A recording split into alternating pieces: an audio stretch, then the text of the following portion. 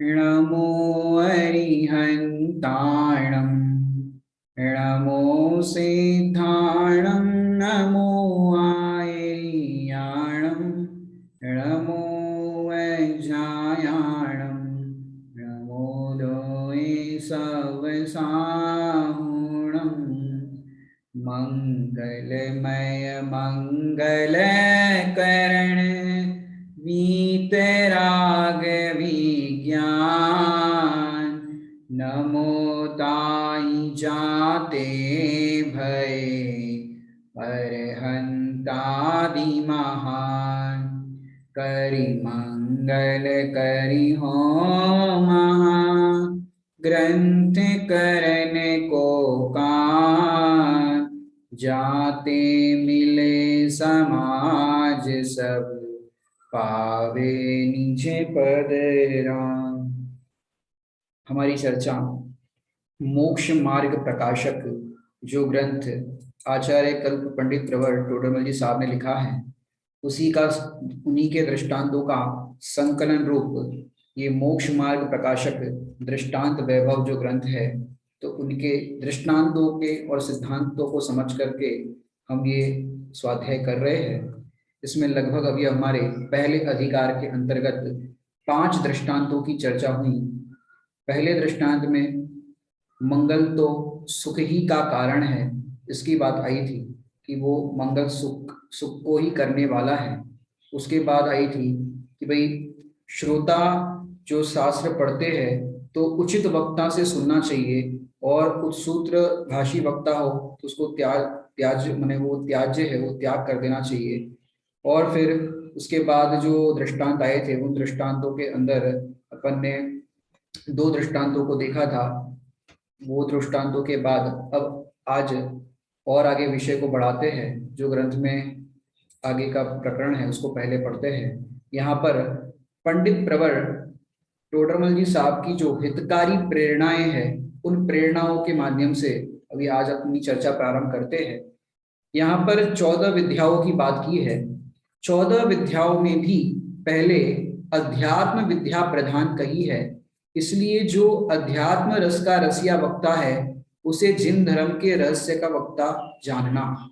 क्या कहना चाहते हैं यहाँ पर, पेज नंबर 16 मोक्ष प्रकाशक में ये दिया गया है। वहां पर इसका वर्णन आया है कि जो जगत के अंदर अनेकों तरह की विद्या कही जाती है, यदि आप ज्ञानार्णव ग्रंथ पढ़ोगे तो ज्ञानार्णव ग्रंथ के अंदर एक बात आती है मंगलाचरण के अंदर, विश्व विद्या कुलग्रहम, कि सारी जगत की विद्याओं का कुलग्रह जो है वो है अध्यात्म विद्या, और अध्यात्म विद्या के ही सारी जगत की विद्याएं जो है वो चक्कर काटती है। ये आपने सुना होगा, क्योंकि आप देखो एक वक्ता जो होता है अध्यात्म का उपदेश दाता या वक्ता, उसके प्रवचन के अंदर सारी ये तो अपना एक स्थूल दृष्टांत है कि सारी विद्या वाले, जैसे विद्वान के प्रवचन हो या वक्ता के किसी के प्रवचन हो, अध्यात्म की मुख्यता से अपन कह रहे हैं कि उस प्रवचन के अंदर डॉक्टर भी आकर बैठते हैं, इंजीनियर भी आकर बैठते हैं, सीए भी बैठते हैं, व्यापारी भी आकर के बैठते हैं, छोटे से छोटे बिजनेस करने वाले भी बैठते हैं, पुरुष बैठते हैं, स्त्री बैठते हैं, बड़े बड़े उद्योगपति भी आकर के बैठते हैं। तो एक अध्यात्म विद्या के चक्कर कौन काटता है? और वो वक्ता है जो अध्यात्म का बोध देने वाला है, वो ऊपर बैठता है। अगर आप क्लिनिक में जाओगे तो डॉक्टर की सीट कैसी होगी, और डॉक्टर प्रवचन सुनने आएगा तो डॉक्टर कहाँ बैठेगा? कि डॉक्टर नीचे बैठ करके जिनवाणी की विनय करके नीचे बैठ करके डॉक्टर सुनता है। इंजीनियर हो, सीए हो, बड़ा आईटी ऑफिसर क्यों ना हो, और तो और कोई आईपीएस ऑफिसर ही क्यों ना हो, वो भी अगर आध्यात्मिक वक्ता के प्रवचन चल रहे हो, जिनवाणी का स्वाध्याय चल रहा हो, तो वो नीचे बैठ करके विनय पूर्वक सुनता है। इसका मतलब क्या हुआ कि अध्यात्म विद्या के सारी जगत की विद्याएं हैं वो अध्यात्म विद्या के चक्कर काटती है, और इसलिए अध्यात्म विद्या है वो सर्वश्रेष्ठ और प्रधान है। एक बात। अब दूसरी बात अपन करते हैं कि 14 विद्याओं में पहले अध्यात्म विद्या को ही प्रधान कहा गया है, क्योंकि अनेकों विद्याएं होती है। जैसे मैं आपको बताऊं कि पुराने जमाने में चलती थी विद्या, वाणिज्य, असी मसी कृषि, ये सारी विद्याएं है ना। असी मसी कृषि जो आदिनाथ भगवान के काल में इसकी शुरुआत हुई थी, असी मसी कृषि, विद्या, वाणिज्य। और फिर अपन धनुर्विद्या देखते हैं, पुराने जमाने में चलती थी धनुष बाण चलाना, ये भी एक विद्या होती थी। उस धनुष बाण की विद्या के साथ साथ उसके अंदर भी एक विद्या होती थी, शब्द भेदी बाण विद्या। माने आंखों पे पट्टी बांध ली है और अब आवाज सुनना है कि किस दिशा से आवाज आई, और बिना देखे ही धनुष्य बाण चलाते थे। तो ऐसी धनुर की विद्या भी होती है, शब्द भेदी विद्या जिसको हम कहते हैं। तो ऐसी अनेकों विद्या, और यहाँ पर मुख्य 14 विद्याओं का स्मरण किया गया है कि ये 14 विद्याओं के अंदर पहले में पहले अध्यात्म विद्या ही प्रधान कही गई है। क्यों अध्यात्म विद्या प्रधान कही है? धनुर्विद्या से आपका अज्ञान नहीं मिटेगा, धनुर्विद्या से आपका मिथ्यात्व नहीं मिटेगा, और भी जो वाणिज्य है, असी है, मसी है, कृषि है, वो उन सब से आपकी डे टू डे लाइफ में जीवन जरूरियात की चीजें जो है उसका तो काम चल जाएगा। जैसे खेती करेंगे तो खेती से अनाज उगेगा, अनाज से आप भोजन करोगे, सब वो व्यवस्था चल जाएगी। जगत के अंदर लोक व्यवहार चलाने के लिए जो विद्याएं चलती है, व्यवस्थाएं चलती है, तो वो प्रयोजन की सिद्धि आपकी लौकिक व्यवहार की हो जाएगी। लेकिन भव का अभाव करना है आपको, तो भव का अभाव करने के लिए एक ही विद्या काम आएगी। कौन सी काम आएगी? अध्यात्म विद्या। जैसे मैं आपको बताऊं, क्योंकि अपने जीवन का मुख्य प्रयोजन क्या है, अपना गोल क्या है, प्रत्येक जीव क्या चाहता है। जो अपन छेड़ाला की पंक्तियों में पहले प्रारंभिक पंक्ति अगर पढ़े, जे त्रिभुवन में जीव अनंत, सुख चाहे दुख ते भयवंत। सुख चाहे दुख ते भयवंत, कि तीनों लोक के जीव सुख को चाहते हैं और दुख से डरते हैं। तो हम भी जो उपाय करना चाहते हैं सुखी होने का, तो सुख चाह रहे हैं। तो सुख किससे मिलेगा? कि जगत की जितनी भी तमाम विद्याएं कही गई है, जो यहाँ पर जिक्र जो किया गया 14 विद्याओं का, तो उन 14 विद्याओं के प्रयोग से हमारा दुख दूर नहीं होगा। उन 14 विद्याओं में भी पहली विद्या जो है वो है अध्यात्म विद्या। हम कहे कि हमें भूख लग रही है, तो भूख को मिटाने का उपाय क्या है? प्यास लग रही है, तो प्यास को मिटाने का उपाय क्या है? मच्छर काट रहे हैं, तो मच्छर नहीं काटे, उसका उपाय क्या है? कौन बताएगा? कोई बताएगा इसका उपाय क्या है? मच्छर नहीं काटे, भूख लग रही है तो भूख नहीं लगे, इसका उपाय क्या है? कि तूने अपने आत्मा को नहीं जाना। हर प्रश्न का उत्तर यही है। हम दुखी है, हमको भूख लग रही है, तो भूख लग रही है तो तुम्हारे भूख लगने का कारण क्या है? कि तूने अपने को आत्मा नहीं जाना। प्यास लग रही है, उसका कारण क्या है? कि तूने अपने को आत्मा नहीं जाना। यदि तूने अपने को आत्मा जाना होता तो ये शरीर ही नहीं मिलता, शरीर ही नहीं मिलता तो भूख नहीं लगती। तो ये अध्यात्म विद्या है, वो प्रधान कही गई है। और जिसने अपने को आत्मा जाना और अपने आत्मा में जो लीन हो गए, ऐसे अध्यात्म योगियों को भी अपन देखे तो बहुत समय तक भूख नहीं लगती। योगियों की, मुनिराज की बात कर रहे हैं, जैसे आदिनाथ भगवान को याद करें, 6 महीने तक तो आहार का विकल्प नहीं आया, और जब विकल्प आया तो विधि भी नहीं मिली, तो भी उनको कोई फर्क नहीं पड़ा। इसका मतलब क्या हुआ? बिना भोजन के भी उनका शरीर टिका रहा कि नहीं टिका रहा? आप कहोगे कि भाई वो तो तीर्थंकर थे, चलो कोई बात नहीं, लेकिन शरीर टिका रहा ना।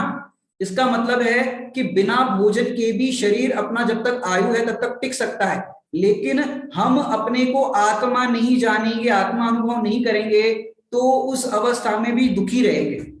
तो 14 विद्याओं में भी पहले अध्यात्म विद्या प्रदान कही है।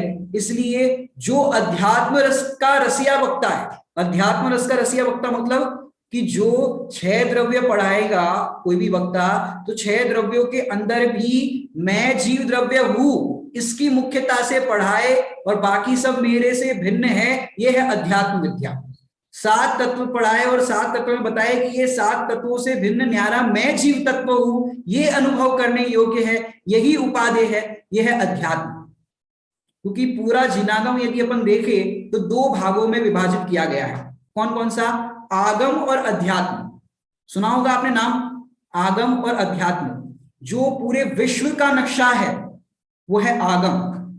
फिर उसके अंदर भी अपन डीपली और आते जाए, तो जब तक हम अपने घर तक नहीं आते तब तक आगम ही है। दृष्टांत समझ में आया आपको? विश्व का नक्शा मैंने बहुत फैला, विश्व है, और विश्व के अंदर इंडिया है, इंडिया के अंदर आपका एमपी है, एमपी के अंदर इंदौर है, इंदौर के अंदर आपका एरिया है, एरिया के अंदर आपका बिल्डिंग है, आपके बिल्डिंग के अंदर आपका फ्लोर है, आपके फ्लोर के अंदर आपका फ्लैट है, आपके फ्लैट के अंदर आपका कमरा है, और उस कमरे के अंदर आप हो। तो जितना जितना आप बाहर फैल रहे हो उतना उतना आगम, और आप अपने घर तक, अपने आप तक पहुंचे, उसको कहते हैं अध्यात्म। जैसे आत्मा कैसा है, आत्मा संयोग वाला है, आत्मा शरीर वाला है, तो यहां तक जो बात आएगी वो आगम, और आत्मा है वो ज्ञान दर्शन वाला है, मात्र जानने वाला है, तो ये है अध्यात्म। समझ में आई बात? वही जानने वाला कहना भी हालांकि व्यवहार है, फिर भी वो अध्यात्म की श्रेणी में कहा जाएगा। तो ऐसे बाहर के प्रयोजनों से दूर करके अपने प्रयोजन की सिद्धि करने में जो निमित्तभूत हो, अपने आत्मा तक हमें जो ले जाए, उसे कहते हैं अध्यात्म। और जो अध्यात्म रस का रसिया वक्ता हो, जिसको अध्यात्म के रस की अंदर में अपने आत्मा के रस की, उसको जिसमें अभिलाषा हो, अपने आत्मा की प्राप्ति की जिसको अंदर में ललक हो, तो ऐसे जिन धर्म के रसिया का उसको ही सच्चा वक्ता जानना चाहिए। और वक्ता को क्या कहते हैं दूसरी भाषा में? पंडित। पंडित कहते हैं वक्ता को, पंडित जी कहते हैं वक्ता को। तो असली पंडित कौन होता है? पता है आपको असली पंडित कौन होता है? कि जो पढ़ा दे, नमोकार मंत्र भी पढ़ा दे, उसको भी पंडित जी कहने लग जाएंगे, और भी समय सार को पढ़ा है उसको भी पंडित जी कहेंगे, तो इसको पंडित कहते हैं। लेकिन अपने अकलंक निकलंक की कथा सुनी है? अकलंक निकलंक की कथा सबने सुनी होगी। तो जो अकलंक देव है वो बहुत बड़े प्रकांड विद्वान और मनीषी हुए, मुनि हुए। उन्होंने एक रचना की है जिसका नाम है परमानंद स्तोत्र। नाम सुना होगा आपने, परमानंद स्तोत्र। ये परमानंद सूत्र के अंदर उन्होंने बहुत सुंदर पंडित की व्याख्या की है कि पंडित किसको कहते हैं, ये आपके सामने दिख रही होगी। देखो क्या सुंदर लगी, इसको पढ़ना चाहिए, बहुत अच्छा ये पाठ है। पाषाणेषु यथा हेम दुग्ध मध्ये यथा घृतम तिल मध्ये यथा तेलम देह मध्ये तथा शिवम काष्ठ मध्ये यथा वह्नि शक्ति रूपेण तिष्ठति अयमात्मा शरीरेषु यो जानाति स पंडित। क्या समझ में आया? ये तो संस्कृत में था, हिंदी में बोलते हैं पाषाणेषु यथा हेम, कि जैसे पाषाण के अंदर क्या होता है, ऑलरेडी प्रतिमा होती है पाषाण के अंदर, बस उसको उस वेस्टेज को हटा करके उस प्रतिमा को न्यारा देख ले, एक दृष्टांत। दूसरा, दूध के अंदर घी देख ले। जो माता बहनें होती है दूध को देख करके चुटकियों में बता देती इसमें इतना घी निकलेगा, क्योंकि ऊपर ऊपर उनको दिख जाता है कि इसमें इतना घी है। समझ में आई बात? दुग्ध मध्य यथा तेलम, सॉरी दुग्ध मध्य यथा घृतम, दूध के अंदर घी देख ले, तिल के अंदर तेल देख ले, देह मध्य यथा शिवम, कि देह के बीच में क्या देख ले, देह मध्य यथा शिवम, कि देह के काल में ही अपने आप को क्या देख ले, देह से न्यारा मुक्त देख ले, मुक्त अवस्था देख ले देह के काल में ही।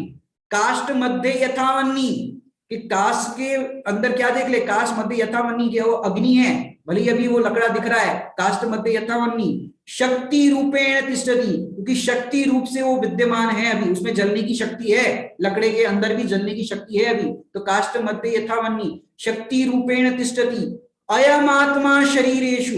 क्या कह रहे हैं? अयम आत्मा शरीरेषु, कि ये आत्मा जो है वो शरीर के बीच में जो दिखाई दे रहा है, और जो इस शरीर से भिन्न आत्मा का अनुभव कर लेता है, वो ही वास्तव में पंडित है। क्या कहा?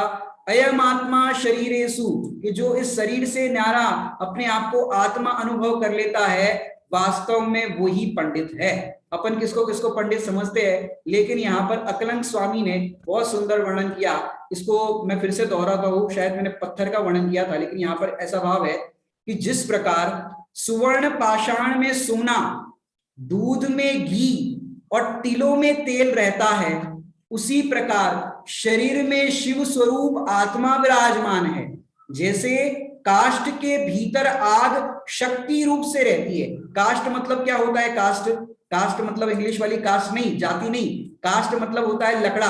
तो काष्ठ मध्य की लकड़े के बीच में माने जो लकड़ी होती है काष्ठ होता है कि उसके काल में ही काष्ठ के समय ही उसके अंदर शक्ति रूप से उसके अंदर अग्नि विराजमान होती है। अग्नि विराजमान होती मतलब कि काष्ठ मध्य काष्ठ के भीतर आग है वो शक्ति रूप से रहती है। उसी प्रकार शरीर के भीतर यह शुद्ध आत्मा विराजमान है। इस प्रकार जो समझता है कि शरीर के भीतर ये आत्मा विराजमान है वही वास्तव में पंडित है। माने आत्मा की खोज करने वाले बहुत लोग होते हैं तो बाहर आत्माओं को खोजते हैं कि आत्मा कहीं बाहर है, कि आत्मा कहीं बाहर नहीं है, कि जो जानने देखने वाला है, जो तुम्हें जानने में आ रहा है, जो फीलिंग हो रही है वास्तव में वही आत्मा है। और अपन आत्मा को बाहर खोजते हैं, कह रहे कि जिस समय तुम इस देह देवल माने देखो देह को भी मंदिर कहा गया। क्या कहा है? देह को, इस शरीर को भी मंदिर कहा गया कि ये आत्मा है, तन मंदिर में देव है। कहां पर है? तन मंदिर में देव है, जन मंदिरों में खोजते, हंसी आती है कि मानो सिद्ध भोजन खोजते, कि मानो सिद्ध भगवान ही भोजन खोज रहे हैं, हंसी आ रही है। क्यों? तन मंदिर में ही देव है। तन मंदिर में देव है मतलब कौन सा देव है? आत्म देव। आत्मा है उसको भी देव कहा गया है, और पंच परमेष्टि के अंदर जो अरहंत और सिद्ध है उसको भी देव देव कहा गया है। तो ये निश्चय से अपना आत्मा है वो देव है, और व्यवहार से जो पंच परमेष्टि कहे गए हैं उसमें जो अरहंत सिद्ध है उनको देव कहा गया है। तो जो इस जो जो दृष्टांत यहाँ पर अभी दिए उसमें अपने आप को वैसा देख ले। पाषाण में मैंने सोने के अंदर जो अभी दृष्टांत दिया कि सोने के अंदर जिस प्रकार स्वर्ण पाषाण में, कि सोने का जो पाषाण होता है स्वर्ण पत्थर होता है उसमें जो सोना देख ले, दूध में घी देख ले, और तिल में तेल रहता है, ऐसा तिल में तिल के काल में ही तेल देख ले, इसमें भाई तेल है ऐसा देख ले। उसी प्रकार शिव स्वरूप माने मुक्त स्वरूप भगवान आत्मा भी विराजमान है इस शरीर के अंदर, ऐसा देख ले। और काष्ठ के भीतर अग्नि है शक्ति रूप से। जैसे मैं बताऊं यहाँ पर दूसरे दृष्टांत को देख करके, माचिस के अंदर तीली, जो माचिस की तीली होती है उसमें जलने की शक्ति होती कि नहीं होती? आजकल मैच बॉक्स भी बहुत कम देखने मिलते हैं, आजकल सब गैस के अंदर लाइटर ही जलाने का काम हो गया है। तो बच्चों ने मैच बॉक्स भी नहीं देखे होंगे, ये माचिस की तीली होती है, लेकिन देखे होंगे। तो माचिस की तीली है, उसमें मैच बॉक्स पर रगड़ोगे तो क्या होगा? जलेगी, प्रज्वलित होगी। क्यों? उसमें शक्ति है। और उस मैच बॉक्स पर जो कान साफ करने के ईयरबड्स आते हैं वो भी माचिस की तीली जैसे ही दिखते हैं। यदि उसको स्ट्राइक करोगे तो जलेगा कि नहीं जलेगा? वो ईयरबड्स नहीं जलेगा। क्यों नहीं जलेगा? क्योंकि उसमें शक्ति नहीं है, उस माचिस की तीली में शक्ति है। ऐसे ही यहां पर जो दृष्टांत दे रहे हैं कि काष्ठ के भीतर अग्नि है, लकड़े के भीतर अग्नि है, क्योंकि उसमें जलने की शक्ति है। लकड़े की अगर हांडी बनाओ और गैस पे चढ़ाओ तो क्या होगा? दाल पकेगी। लकड़े की हांडी में जो दाल रखी वो दाल पकेगी कि लकड़ा ही पक जाएगा, लकड़ा ही जल जाएगा, कि वो हांडी ही जल जाएगी? क्यों? उस लकड़े की हांडी के अंदर अग्नि माने अग्नि पहले से ही है। अग्नि पहले से मतलब शक्ति रूप से है, और जब गैस पे रखोगे, अग्नि पे रखोगे वो जल जाएगी, वो शक्ति रूपेण है। ऐसे ये देह देवल के अंदर जो आत्मा है वो शक्ति रूप से मोक्ष स्वरूप ही है, क्योंकि इसके अंदर सामर्थ्य है, मुक्त है स्वभाव से, और पर्याय में भी मुक्त हो सकता है, ऐसी इस जीव के अंदर सामर्थ्य है। तो ऐसा जानने वाला इस प्रकार से दृष्टांतों से बताया, अयम आत्मा शरीरेषु, कि ऐसे यह आत्मा जो है उसी प्रकार शरीर के भीतर यह शुद्ध आत्मा विराजमान है। इस प्रकार से जो समझता है वही वास्तव में पंडित होता है। और दूसरे एक हमारे ललितपुर वाले पंडित जी है अचल जी, वो इस बारे में एक बात कहते हैं। क्या कहते हैं? कि जो पंडित नहीं है और अपने को बहुत पढ़ करके माने में पंडित हूं सो खंडित, कि पंडित नहीं है वो खंडित है, और जो पंडित होकर के अपने आप को पंडित माने सो डबल खंडित, और इन सबसे भिन्न अपने को अखंडित ज्ञायक भगवान आत्मा हूं, ज्ञाता हूं, ऐसा अनुभव करे सो ही वास्तव में पंडित। ये उन्होंने ऐसी परिभाषा बताई, इसी का भाव उन्होंने अपनी भाषा में बताया कि जो पंडित नहीं है फिर भी अपने आप को थोड़ा बहुत शास्त्रों को पढ़ करके मान ले मैं पंडित हूं, तो कह रहे वो खंडित है। खंडित है मतलब उसको आत्मा का ज्ञान नहीं है। और जो पंडित होकर के पंडित माने मैं बहुत बड़ा पंडित हूं, मैं बहुत बड़ा विद्वान हूं, ये तो तुमने अंदर में कर्तापने का अंदर में जोर लगा दिया, तो कह रहे वो डबल खंडित। और जो अपने आप को अखंडित अभेद ज्ञायक मात्र जानने देखने वाला अनुभव करता है, शरीर से भिन्न ज्ञाता अनुभव करता है, सो वास्तव में है पंडित। जो यहाँ पर आचार्य श्री अकलंग देव ने बात बताई है वो अपन ने देखी, और जो अपना भी प्रकरण अपन पढ़ रहे थे उसी के माध्यम से अपन और चर्चा को आगे बढ़ाते हैं कि ऐसे 14 विद्याओं में भी पहले अध्यात्म विद्या प्रधान कही है। इसलिए जो अध्यात्म रस का रसिया वक्ता है उसे जिन धर्म का रहस्य का वक्ता जानना, क्योंकि जिसे अध्यात्म का रस है वो हर ग्रंथ के अंदर और हर प्रकार से अपने आत्मा के प्रयोजन की सिद्धि करेंगे। जैसे चरणान योग का ग्रंथ है, जिस ग्रंथ का नाम है पुरुषार्थ सिद्धि उपाय। अब है वो ग्रंथ कौन सा? चरणान योग का, लेकिन नाम क्या होता है? आत्मा के सिद्धि का उपाय। चरणान योग की क्रिया करते समय भी अपने आप को जो इस क्रिया को करने वाला नहीं माने, मैं तो इस क्रिया से भिन्न मात्र जानने देखने वाला आत्मा हूं, ऐसा जो स्वीकार करता है, ऐसा जो अनुभव करता है और उपदेश में भी ऐसा कहता है, वो है अध्यात्म रस का वक्ता। और ऐसे वक्ता से जो उपदेश सुनते हैं और उपदेश सुनने के पश्चात जो श्रोता के मन में परिणाम होते हैं, ऐसी अध्यात्म की बात सुनकर के, अहो मुझे तो इन बातों की खबर ही नहीं थी। जैसे कई बार आप प्रवचन सुनते हो और आपको थोड़ी सी बात समझ में आएगी, अच्छा आत्मा ऐसा होता है, आत्मा में ऐसे अनंत गुण होते हैं, क्या हम भी भगवान बन सकते हैं? ऐसी बात सुनकर के पहली बार जो आपको अंदर में रोमांच आता है, पहली बार सुनते हैं तो अंदर में से ऐसा आता है कि यार मेरे को इस बात का पता ही नहीं था कि ऐसी भी होता है। जैन दर्शन के अंदर ये भी बात है कि जो पूरे जीवन भर पाप करता रहा, अंजन चोर, सप्त व्यसनी, चोरी करता रहा, इतना पाप करता रहा, वो भी भगवान बन गया। क्या बात कर रहे हो? इसका मतलब हम भी भगवान बन सकते हैं? हम तो इतने पाप नहीं कर रहे, क्या हम भी भगवान बन सकते हैं? तो अंदर में से जो अपने को विचार आता है, अब वही विचार को यहाँ पर टोडरमल जी साहब ने यहाँ पर जो श्रोता के प्रकरण में विचार किया है कि ऐसे उपदेश सुनने के बाद, ये पेज नंबर 17 पर लिखा गया है मोक्ष प्रकाशक में, कि उपदेश सुनने के बाद जीव के जो परिणाम होते हैं श्रोता के, तो क्या होता है और उसके परिणामों में क्या विशुद्धि जागृत होती है। तो क्या कह रहे हैं कि तब ये जीव, क्योंकि देखो उपदेश ऐसा है कि बहुत लोगों को उपदेश सुनने तो मिलता है, पहले तो देखो उपदेश सुनने मिलना भी कठिन है, काने पढ़ना भी दुर्लभ है। आप देखो अभी दोपहर में लोग सो रहे होंगे, खेल रहे होंगे, टीवी देख रहे होंगे, एसी में आराम से आराम कर रहे होंगे, पर ऐसे समय में, इतनी गर्मी के दिनों में आपको ये तत्व की चर्चा सुनने का अंदर में जो भाव आ रहा है, ये आपकी भली होनार है। आप अल्प काल में मोक्ष की प्राप्ति करने वाले हो तब आपको ये सुनने का भाव आ रहा है, नहीं तो सुनने का लोगों को भाव ही नहीं आए। तो भली होनहार है कि आपको ये सुनने मिल रहा है, ये आपकी पात्रता है। तो पहला जो यहाँ पर वाक्य लिखा है भली होनहार है, जो अपन ने 5 समवाय के अंदर होनहार शब्द को देखा था, भवितव्य, कि आपका योग्य भवितव्य है, होनहार है, तब आपको ये बात देखो, एक तो सुनने आना और सुन करके आपको ये होना कि ये बात सही है, यही समझने योग्य है, तो ये आपकी भली होनहार है, तब आपको स्वीकार हो रहा है। नहीं तो कई लोग तो विरोध करेंगे, ये हमें नहीं मालूम, क्या आत्मा आत्मा करते रहते हो। तो भली होनहार है इसलिए, देखो एक एक शब्द में वजन है, भली होनहार है इसलिए जिस जीव को ऐसा विचार आता है, और आप लोगों को विचार आता है कि नहीं आता है, आप विचार करना, आदित्य अक्षत विचार करना। आप लोग प्रारंभिक भूमिका है आपकी, अब नया नया सुन रहे हो इस चीज को, अभी भी आप चाहो, आप लोग 8 साल के तो हो ना, कम से कम 8 साल के हो ना, 8 साल से ऊपर ही हो ना, 8 साल से, तो 8 साल से ऊपर हो तो आप सम्यक दर्शन की पात्रता वाले जीव हो, क्योंकि 8 साल आपके हो जाए तो आपको सम्यक दर्शन हो सकता है। अब देखो भली होनहार है इसलिए जिस जीव को ऐसा विचार आता है, अगर आपकी होनहार अच्छी नहीं हो तो आपको विचार नहीं आएगा, और होनहार अच्छी है, भली है, आपका अल्प काल में मोक्ष होना है, आपके संसार सागर का किनारा निकट आ गया है, इसलिए आपको ये बात रुच रही है, नहीं तो ये बात रुचे ही नहीं। तो भली होनहार है इसलिए जिस जीव को मतलब किसको, कि जिसका संसार सागर का किनारा निकट आ गया, उसको क्या विचार आता है। देखिए बहुत सुंदर यहाँ पर विषय लिखा गया है, वो आप अन्य जगह भी देखोगे तो ये पढ़ने मिलेगा। क्या लिखा देखिए, मैं कौन हूं,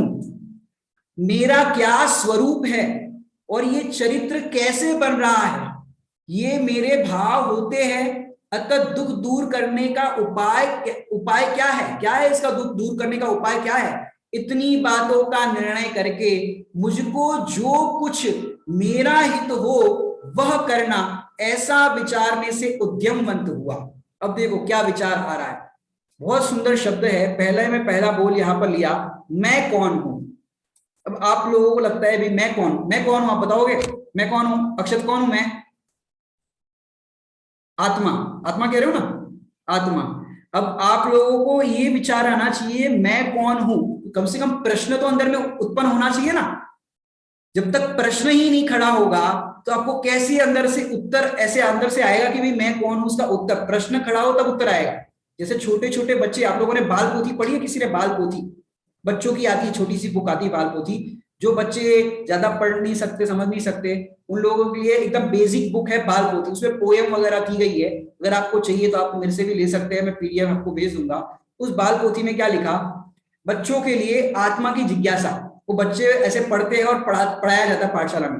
क्या बात है, मुझे देखना आत्म देव कैसा है, कैसा है क्या करता है, मुझे देखना आत्म देव कैसा है। कौन कह रहा है? ये छोटा सा बच्चा जिसने ये आत्मा की बात सुनी, कहीं पर से भी सुनने मिल गई, ये आत्मा ऐसा होता है, आत्मा में बहुत आनंद है, आत्मा में बहुत सुख है। तो छोटा सा बच्चा, जैसे आप बच्चे के सामने किसी जगह की तारीफ करो कि वहां पर बहुत अच्छा सर्कस आया है, सर्कस के अंदर हाथी है, सर्कस के अंदर ऐसा ऐसा है, सर्कस में ऐसा झूला झूलते हैं। अब वो बच्चा सर्कस की महिमा सुनेगा, सर्कस के इस तरह की बातें सुनेगा, तो बच्चा क्या कहेगा, मुझे देखना वो सर्कस कैसा है, कैसा है, वहां क्या होता है, वहां हाथी होता है, वहां भालू होता है, वहां पर झूला होता है। तो ऐसे वर्णन सुनने पर बच्चों को कैसा अंदर में रोमांच होता है। जैसे बच्चा अपनी बात नहीं माने, देखो अब तुम्हें हम बाजार नहीं ले जाएंगे, अब तुम्हें हम पिकनिक पे नहीं ले जाएंगे, हम अकेले जाएंगे। क्यों? हमें नहीं ले जाओगे? हाँ तुम्हें नहीं ले जाएंगे, अब तुम मस्ती कर रहे हो, तुम पढ़ाई नहीं कर रहे हो, होमवर्क नहीं कर रहे हो, तुम नहीं ले जाओगे। अच्छा मम्मी वहां पर क्या होता है? तो बताएंगे कि वहां पर बहुत बड़ा बीच है, वहां पर ऐसा होता है, वहां पर ऐसा होता है। वो कहेगा मुझे देखना है वो कैसा होता है। जैसे आप बच्चे के सामने जिसकी महिमा सुनाओ तो बच्चे को वो देखने की जिज्ञासा होती है कि नहीं होती? जैसे आप कहो कि आज तो मैंने, बच्चों को बोलो आज तो मैंने बढ़िया डिश बनाई है, बहुत अच्छी मिठाई बनाई है, कौन सी मिठाई है, क्या है, किशमिश डली है, क्या डली है। तो जब महिमा सुनते हैं तो उसको देखने की अभिलाषा होती।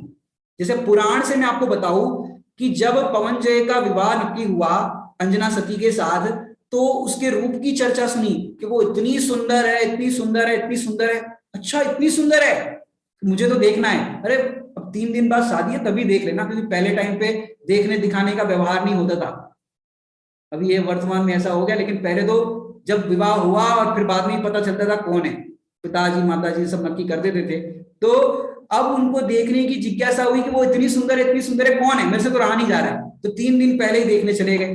तो जब एक रूप की चर्चा सुनी तो उनसे रहा नहीं गया, तो वो उसी समय अपना रूप मतलब वेश बदल करके वो अपनी होने वाली भावी पत्नी को देखने के लिए चले गए, रूप की चर्चा सुनने के बाद। ऐसे इस चिद्रूप की आत्मा की चर्चा सुनते सुनते हमें सालों हो गए, लेकिन इस आत्मा को देखने की जिज्ञासा किसी की नहीं हुई कि वो आत्मा कैसा है।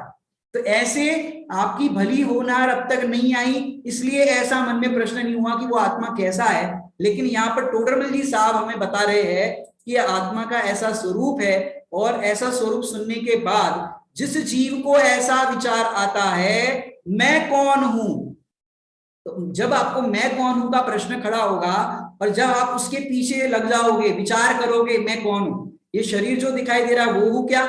लोग मुझे, बच्चे मुझे मम्मी कहते हैं, और मुझे मामी कहते हैं, चाचा कहते हैं, ताऊ कहते हैं, और सब कहने वाले हैं। तो क्या मैं वो हूं? क्या इन सब लोग जो मुझे पुकारते हैं उनसे भिन्न एकमात्र आत्मा हूं? तो जब आप बैठ करके विचार करोगे मैं कौन हूं, फिर मेरा क्या स्वरूप है। स्वरूप मतलब क्या होता है कि मैं जीव द्रव्य हूं, ये पहला उत्तर आ गया। फिर मेरे में अनंत गुण है, इसका मतलब मेरे में अनंत गुण है तो कौन सा? मेरे में ज्ञान है, इसका मतलब मेरे में ज्ञान ही है, शरीर नहीं है, राग नहीं है, कर्म नहीं है, कषाय नहीं है, मेरे में क्या है? मेरे में ज्ञान है। तो मेरे में ज्ञान है और उस ज्ञान से मैं क्या करता हूं कि उस ज्ञान से मैं जानता हूं। तो द्रव्य गुण पर्यायात्मक जो मेरा स्वरूप है ये मेरा स्वरूप है। तो मैं अपने स्वरूप के बाहर जाता नहीं, मैं जीव द्रव्य हूँ, अनंत गुणों का स्वामी हूँ और मेरी इस अनंत गुणों की अनंत पर्याय हो रही है, ये मेरा स्वरूप है, ये मेरा परिचय है। और जो कुछ भी दिखाई दे रहा है वो मेरा स्वरूप नहीं है। समझ में आई बात? मैं कौन हूं? कि मैं आत्मा हूं, ज्ञायक हूं, शुद्ध चैतन्य आत्मा हूं। तो ये मैं कौन हूं? फिर मेरा क्या स्वरूप है? कि जो द्रव्य गुण पर्याय से समझाया जाता है वो मेरा स्वरूप है, वो भेद से समझाया जाएगा। और अभेद से देखा जाए तो मैं तो एक अखंड हूं, अभेद हूं, एक हूं, ये मेरा स्वरूप है। फिर ये चरित्र कैसे बन रहा है? कि ये जो परिणमन हो रहा है, ये सारी जो पर्यायों का प्रवाह हो रहा है, वो कैसे बन रहा है? कि ये तो पर्यायों के प्रवाह में ऑटोमेटिक सारा परिणमन हो रहा है, मैं तो मात्र उसको जान रहा हूं, ये चरित्र को जो भी हो रहा है परिणमन उसको मैं जान रहा हूं। और ये मेरे भाव जो होते हैं उनका फल क्या लगेगा? तो अपने को क्या करना है कि अपने परिणामों पर अपने को विचार करना है। देखो टोडरमल जी साहब ने एक बात और लिखी है कि परिणाम बिगड़ने का भय रखना, लेकिन परिणामों पे तो अपना कंट्रोल है नहीं, क्योंकि आप जानबूझकर क्रोध करते नहीं, राग करते नहीं, द्वेष करते नहीं, कषाय करते नहीं। तो जो परिणाम होते हैं उस समय भी आप उसके मात्र अकर्ता ज्ञाता अनुभव कर लो कि मैं तो इसको मात्र जान ही रहा हूं। मैंने कहा विचार किया, विकल्प किया कि मैं क्रोध करूं, ये तो ऑटोमेटिक क्रोध आ गया और क्रोध को भी मैंने जाना, किया नहीं। तो जो इस प्रकार से क्रोध और ज्ञान दोनों को न्यारा न्यारा जान लेते हैं कि क्रोध भिन्न है मेरे से, ज्ञान भिन्न है, ऐसा जो जान लेते हैं और अपने परिणाम जो हो गए, क्रोध आदि के, राग आदि के परिणाम, जो भी आपके बुरे परिणाम हो गए, बुरे भाव हो गए, और आपने विचार किया अरे ऐसे परिणाम करने योग्य नहीं है, और उन परिणामों की आप निंदा करा करो, जो चरणान योग से कहा जाता है कि ये परिणाम करने योग्य नहीं। जो आपको खेद होता है, क्रोध होने के बाद खेद होता है कि नहीं होता? क्रोध होने के बाद, गुस्सा आने के बाद, राग द्वेष के परिणाम के बाद खेद होता है कि नहीं, कि ऐसा बुरा परिणाम नहीं करना था, क्यों हुआ, क्यों हुआ, तो आपको होता है। तो ये हो गया खेद हुआ ना आपको, तो खेद हुआ, तो खेद के बाद हुआ भेद, और भेद के बाद आपको देखना है अभेद। खेद हुआ, खेद के बाद भेद ज्ञान, और फिर अभेद ज्ञान। भेद ज्ञान समझ में आया? क्रोध भिन्न है और मेरा जानने वाला जो स्वभाव है ज्ञान भिन्न है, और इन सब से भिन्न मैं तो एक अखंड चैतन्य परमात्मा हूं। ये हो गया अभेद ज्ञान, अपने आप को अभेद अनुभव करना। तो ये मेरे भाव जो हो रहे उनका फल क्या आएगा? यदि मैं अशुभ परिणाम करूंगा तो अशुभ फल आएगा, शुभ परिणाम करूंगा तो शुभ फल आएगा, पुण्य आदि स्वर्ग आदि की प्राप्ति होगी। लेकिन मैं इन शुभाशुभ परिणाम से भिन्न एकमात्र जानने वाला आत्मा हूं, ऐसा यदि आप स्वीकार करोगे, शुद्धोपयोग की भूमिका यदि आपकी बनती है, तो उसका फल जो है वो अल्प काल में मोक्ष की सिद्धि करने वाला है, और वो शुद्धोपयोग आपको मोक्ष की प्राप्ति कराएगा। तो ऐसे परिणामों के फल का विचार, और जीव दुखी हो रहा है, अतः दुख दूर करने का उपाय क्या है? आप दुखी हो रहे हो तो दुख दूर करने का उपाय क्या है? कि दुख दूर करने का उपाय एक ही है कि तुम अपने को आप रूप अनुभव करो। मैं अब तक अपने आप को जो कुछ भी मान रहा था वो मैं नहीं हूं, मैं जो हूं अब तक मैंने माना नहीं। अब तक मैंने क्या किया?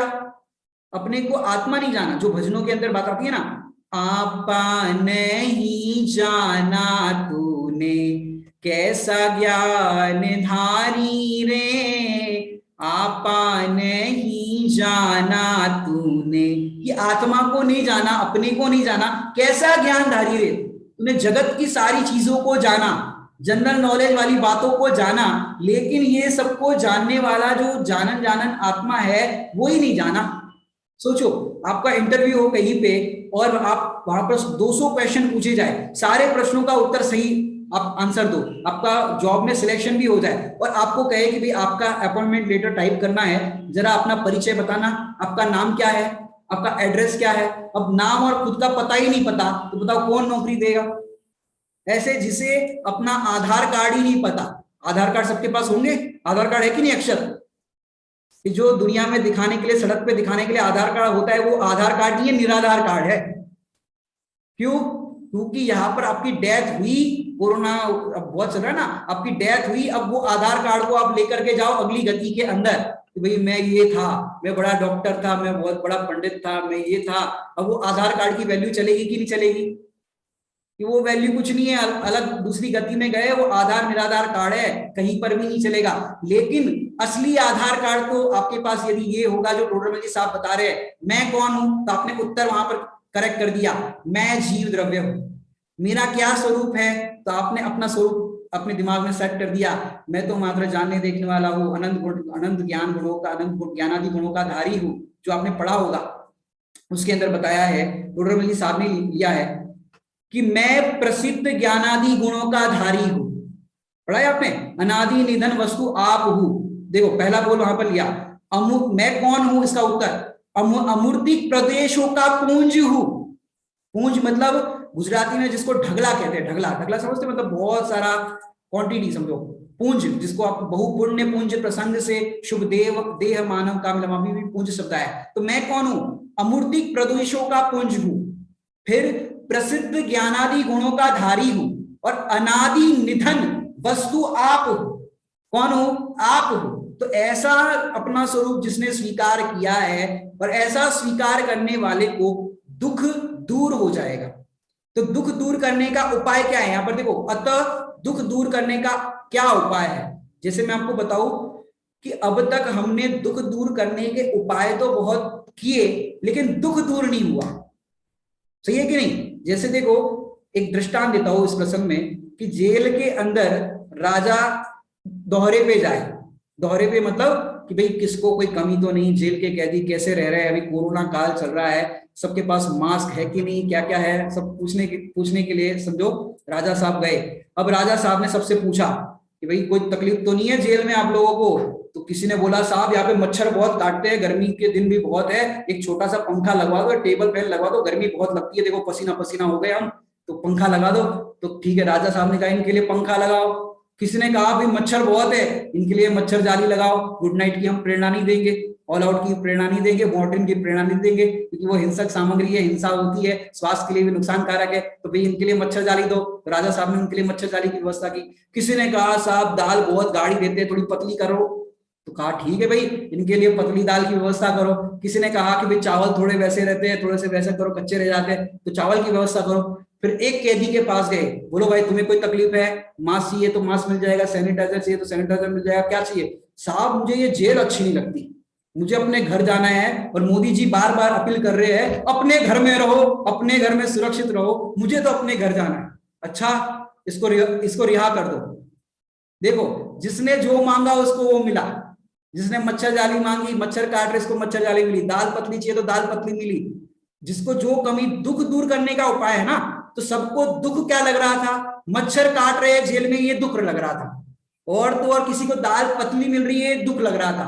किसी को मास्क नहीं है, ये दुख लग रहा था। किसी को गर्मी लग रही है तो टेबल फैन लगाया, ये दुख लग रहा था। ऐसे ही हमको क्या दुख लग रहा है, पंडित जी हम किराए के मकान में रहते हैं, ठीक है, कर्म की व्यवस्था आपके लिए हो जाएगी, कर्म आपके पुण्य कर्म किए थे तो भाई उसमें से इनका क्रेडिट कर दो, और इनको फिर एक खुद का मकान दे दो, आपको घर मिल जाएगा, शरीर संयोग मिल जाएंगे।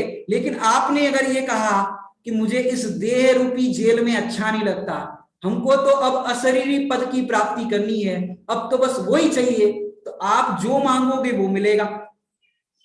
और आपने अब तक शरीर संयोगों की उस जेल के कैदियों की तरह डिमांड की, अब आपको ये जेल ही मिल रही है, शरीर रूपी जेल मिल रही है, तो हम क्या करें, किसकी गलती है, गलती तो आपकी है। आपको अवसर तो मिला था, आपको क्या चाहिए, तो आपने स्वीकार क्या किया कि हमको तो भाई संयोग चाहिए। पर जिसकी शादी नहीं हो रही वो सोच रहे हमारी शादी हो जाए, तो आपको शादी हो जाएगी, लेकिन आपको बंधन तो बंधन ही रहेगा, निर्बंध अवस्था कैसे मिलेगी। तो दुख दूर करने का उपाय क्या है, ये हम छठाला की क्लास जो लगाएंगे ना उसमें बताएंगे आपको, जो रात को 8:30 बजे हमारी चल रही है, मंडे वेडनेसडे फ्राइडे, आज रात को भी 8:30 बजे है, तो 8:30 बजे हम उसको बताएंगे आपको कि कैसे दुख का उपाय होता है, दुख दूर करने का उपाय कैसे होता है। तो इतनी बातों का पहले निर्णय करें, क्या निर्णय करें कि ये दुख मुझे दूर करना है, पहले तो आपको दुख भाषित होना चाहिए। दुख क्या लगता है अपने को, संयोग के अभाव में दुख लगता है, लेकिन संयोग के सद्भाव में भी तू आकुलित हो रहा है, दुखी हो रहा है, ये दुख दिखाई नहीं देता। तो अतः दुख दूर करने का उपाय क्या है, तो दुख दूर करने का उपाय तो एक ही है, इस जेल को जेल नहीं जाना, और असली में मेरा स्वभाव जैसा है वैसा नहीं जाना। इस कारण से ये अज्ञान है, वो दुख है, ये अज्ञान है, मिथ्यात्व है, ये दुख का कारण है। तो इतनी बातों का निर्णय करके मुझको जो कुछ मेरा हित हो वह करना, ऐसा विचार, ऐसे विचार से, यहां पर बता रहे ऐसे विचार से उद्यमवंत हुआ, कि वो उद्यमवंत हुआ। अब यहाँ पर आगे संबोधन कर रहे हैं। पुनश्च, पुनश्च मतलब पहले टोडरमल जी साहब पूरी चर्चा कर चुके हैं, बता चुके हैं, और फिर से बता रहे हैं। पुनश्च मतलब फिर से बता रहे हैं। अब क्या बता रहे हैं कि भाई इस ग्रंथ का तो वाचना, सुनना और व्याकरण आदि का भी, देखो इस ग्रंथ का तो वाचना, सुनना, विचारना बहुत सुगम है, कोई व्याकरण आदि का भी साधन नहीं चाहिए, इसलिए अवश्य इसके अभ्यास में प्रवर्तो तो तुम्हारा कल्याण होगा। क्या कह रहे हैं यहाँ पर टोडरमल साहब कि भाई ये जो ग्रंथ हम रचना कर रहे हैं, इस ग्रंथ के अंदर क्या है कि इस ग्रंथ को वाचना, सुनना और विचारना बहुत सुगम है, सरल है। क्यों? क्योंकि व्याकरण आदि के ज्ञान की यहाँ पर आवश्यकता नहीं है कि बहुत व्याकरण का ज्ञान हो, बहुत कुछ जानते हो तो आप इस ग्रंथ को पढ़ पाओ, ऐसा यहाँ पर नहीं है। यहाँ पर तो कह रहे हैं कि आपके पास कम अभ्यास हो, ऐसे कम अभ्यास वाले जीव भी इस ग्रंथ को अवश्य ही समझ सकते हैं, सुन सकते हैं, तो ऐसे इससे अपना कल्याण वे अवश्य ही कर सकते हैं। तो आप इसके अभ्यास में, स्वाध्याय के अंदर प्रवर्तन करो तो अवश्य ही आपका कल्याण होगा।